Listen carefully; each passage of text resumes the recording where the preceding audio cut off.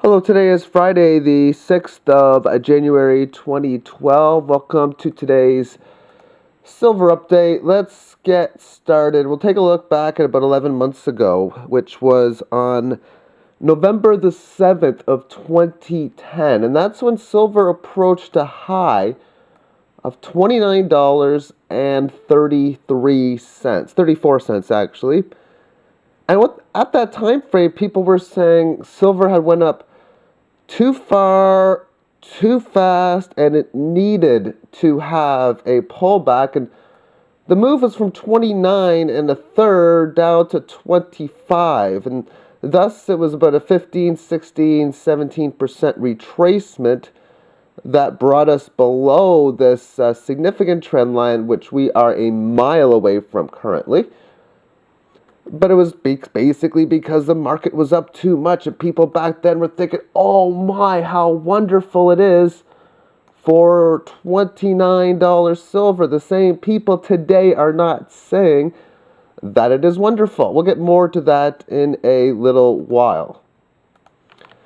Now let's take a look at this weekly term time frame. This is going back to 2008, which shows the complete rally. If we draw a trend line that connects this little area in here, just maybe it has hit within this low, and yes, it has. So we have now managed to come down towards this trend line. The last time we were at 26 and low change, which was pretty much the exact same level in here, it did not hit the trend line, but because of time, it did the second occasion. Now, if we do a parallel line for the resistance, which we would just find the easiest one, which is pretty easy to find. And there it goes. Now, let's assume now on that 29 that things would have been a little more rambunctious to the downside as it actually was. This is that 29 high that I was showing you just a little while ago. But if it managed to, say, continue to sell off, and maybe we just continue trading within this trend line, I can tell you right now that people would not be quite as upset with the fall, because, well, the most we would have seen would have been around 33 or 34 had, of course, the market had more of a significant sell-off. But now that we're at this 29 level after having a big move to the downside, we can almost say the opposite is true as it was in early November of 2010. And that is that it went up so far, so fast that it was bound to sell off. Same thing here. It's went down too far, too fast that it's bound to start rising back towards the upside. And a lot of times when you have markets that are up too much or down too much, and you can just look at a chart or do some research and notice that it's in that situation, well, you never know when that too much is going to be, but at some point you're usually going to be right. It's like saying back in here, you know what, it's silver's 1075 or 11 and a quarter, it's down too much, yet it managed to go down again to 8.5, thus it managed to lose yet another 20+%. And then it found the bottom and managed to go higher. And at some point, it seems pretty obvious that that's going to be the case. Now, what processes on a fundamental level will need to be done for this to be the case? Well, I think people are going to have to be able to do something to end the Fed themselves, and it's more than just buying Ron Paul's book, and it's more than just voting for Ron Paul.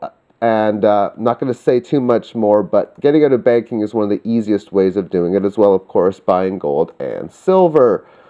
Okay, let's now move on to the quarter-day time frame. And what's happened is it's basically back in its previous range that it once held, roughly in here. And the range is from 28 and a half, 28 and 2/3, up to about 29 and 3/4 or so, 2/3. This means that this area here could turn out to be that of a failed move. But not only that, when people state that technical analysis doesn't work, or that Fibonacci retracement is that of a joke, and I really don't know what to say after what I see here. The market comes right up to this Fibonacci level. This is where we know we can get better analysis after we see what happens for a little while. That is because if it continued going further up towards this level in here, then there was some sort of forces telling us that there was no need for it to stop here and that we most likely be going up towards this level here at 3168.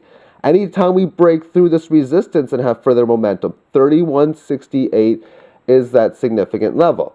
A lot of times, though, when you get up to these Fibonacci retracements, this can mean the market can either correct sideways or through price, and that's exactly what's happened with this sideways correction, pretty much exactly at this level of 29.44 or 29 4/9. And now that we're seeing this, when this thing is ready to get going one side or another, a lot of times this can increase the volatility. The moves here are just tiny. We're now a few days after the new year. I remember hearing on the news yesterday that they were saying, this is Canadian business news, that, oh, some traders are not back from vacation yet. Don't believe that kind of stuff, because they might be saying that some big institutions may not be back doing what they're doing, because if you want to believe that the actual everyday individuals, no matter how many millions that individual has, can significantly move the market is a pile of, yeah.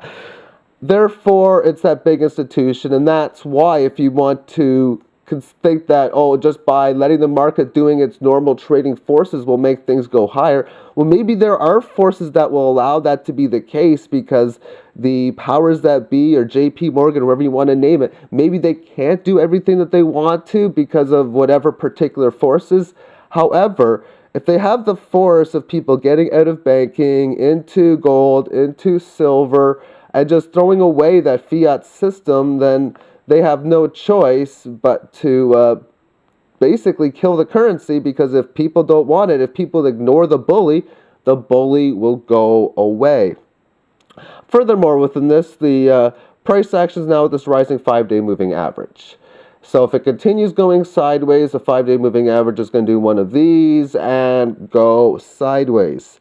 If it lifts off from here, breaks above this resistance, and even has a nice clear break, pretty much 30 spot up to 30 1/4, then this thing can have the legs that it needs to get going, where you start to have moves of like 4 or 5% gains over maybe 4, 5, 6, 7, 8 hours at some point, sort of like we had within these candles in here.